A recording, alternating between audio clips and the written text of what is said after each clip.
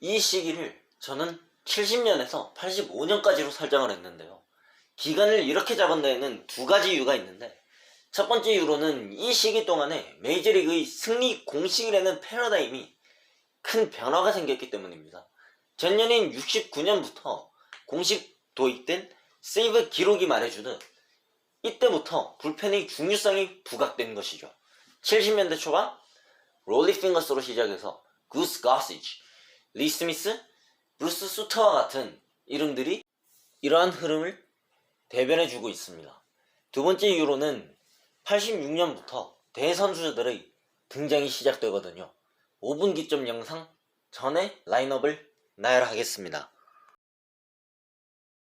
오리올스가 전년의 아쉬움을 뒤로하고 다시 한번 66년의 주역들과 마이크 쿠엘라, 데이브 맥날리라는 투수들을 앞세워서 신시내티를 누르고 우승을 합니다만, 정작 이 70년대에서 주목받을 팀은 상대팀이었던 신시내티였습니다. 빅 레드 머신이죠. 이 해의 우승팀은 볼티모어를 꺾은 피츠버그였습니다. 60년 우승 설명 때 이야기했죠. 윌리 스타젤과 로베르토 클레멘테의 병 이름으로 더 유명한 또 다른 선수 스티브 블레스의 활약으로 우승하게 됩니다. 선행으로 유명했었던 클레멘테는 지진이 났었던 니카라과로 구호품을 싣고 가다가 비행기 추락사고로 사망합니다. 72년의 마지막 날, 그의 나이 38이었죠. 블레스는 불과 작년까지 피츠버그 해설위원이었습니다.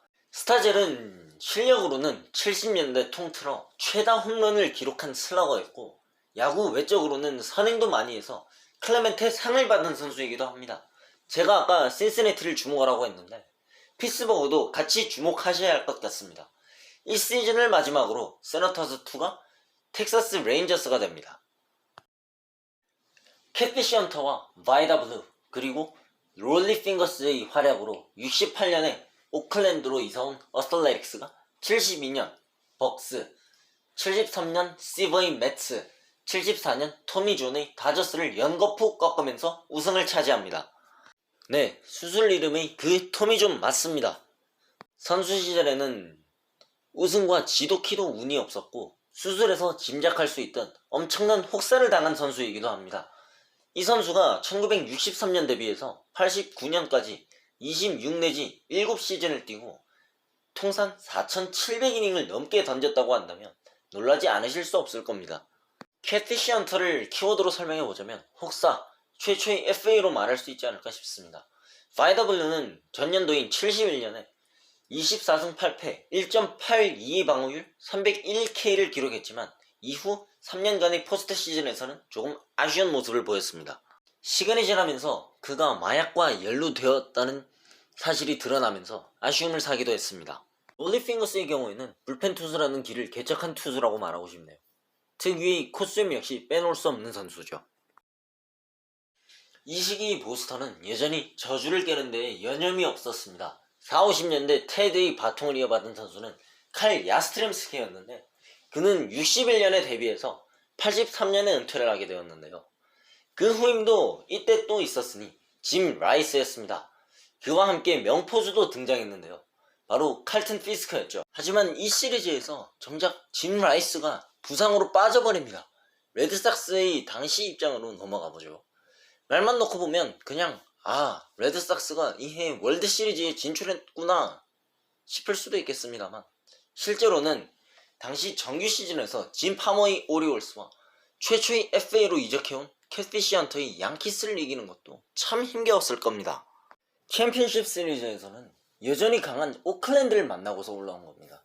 1918년 이후 보스턴은 실제로 46년과 67년 딱 두 번, 그리고 69년 지구가 생긴 이후에는 이 해가 처음으로 정규 시즌에서 1위를 한 겁니다.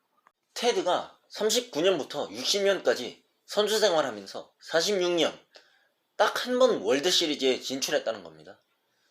마찬가지로 칼 야즈도 이 75년 이전에는 67년 딱 한 번 1위 했다는 겁니다. 이번에는 신시내티의 입장을 들어보겠습니다. 신시내티도 레드삭스만큼은 아니었겠지만 꽤나 초조할 상황이었습니다. 70년대 들어서 최고의 포수 중 하나로 손꼽히는 쟈니 벤치, 77년에 MVP를 수상한 조지 포스터, 쿠바 태생의 최초 명예의 전당 선수 토니 페레즈, 168cm 단신에도 최고의 이루수 중 하나로 손꼽히는 조 모건, 테이크오버의 최다 안타 기록 4191개를 깬 피트 로즈 등등 뛰어난 선수들과 명감독 스파키 앤더슨까지 보유하면서 6번의 지구 우승, 4번의 리그 우승까지 하게 되는 전력이었는데도 70년과 72년에 연속으로 콩을 먹었던지라 나름대로 애가 탈만했던 것이죠. 이 해의 월드시리즈 명승부입니다. 6차전에 기적같은 칼튼 피스크의 끝내기 홈런으로 7차전까지 포스한 레드삭스는 결국 7차전에서 신시내티에게 지고 맙니다. 레즈는 이듬해인 76년에는 양키스를 상대로 61년의 복수를 완벽하고 통쾌하게 해냅니다. 시리즈 스윕승을 거두면서 말이죠. 이 해의 월드시리즈부터 지명타자 제도가 적용되었는데 레즈의 유틸리티 댄 드리센이 지명타자로 3할 5푼 7리를 치면서 레즈가 시리즈를 가져오는 데 도움을 주었습니다.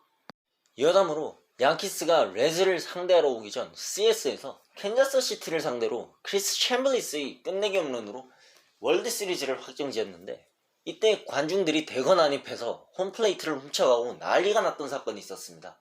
영상으로 아직까지 남아있으니 궁금하신 분들은 크리스 챔블리스를 검색해보세요. 돈 서튼과 토미 존의 다저스를 론 기드리와 서먼 먼슨의 양키스가 연이어 꺾고 챔피언이 됩니다. 77년에 토론토 블루제이스와 시애틀 메리너스가 창단되었습니다. 78년의 경우는 유명한 것이 레드삭스의 몰락이었습니다. 상대 양키스는 이해 시즌 도중 감독을 교체하는 변수를 둔 상황이었는데 새 감독이 누구였냐 하면 48년 클리블랜드의 영웅 밥 레몬이었습니다. 그의 지도 아래 양키스는 남은 시즌을 47승 20패로 마치면서 보스턴과 동률이 되어 그래서 타이브레이크를 치르게 되는데요. 여기에서 양키스가 승리를 합니다. 보스턴에게 78년은 역사적인 비극이 되는 시즌이 되는 거죠. 다저스는 이 시리즈에서는 졌습니다만 새로운 스타 탄생을 예고합니다. 2차전에서 세이브를 거둔 밥 웰치와 이 해에 지명이 된 페르난도 발렌수엘라였습니다. 피츠버그가 오리올스를 꺾습니다. 오리올스는 77년이 브룩스 로빈슨이 커리어 마지막 해를 보낸 때였는데 이때 바로 새로운 스타가 등장하니 그 이름은 에디 머레이. 머레이는 통산 500홈런 3000안타를 넘게 쳐냈는데요. 이 기록을 달성한 타자들 중 머레이는 유일한 스위치 타자였습니다. 이 해의 오리올스는 스타젤의 피츠버그에게 패배를 당했습니다만 2년 후인 81년에 또 다른 스타가 등장합니다. 이 이야기는 후에 말씀드리겠습니다. 여담으로 아실 분들은 아실 디스코 박멸의 밤이 이 해에 일어난 사건입니다. 4분기점 2부 영상에서 뵙겠습니다. 감사합니다.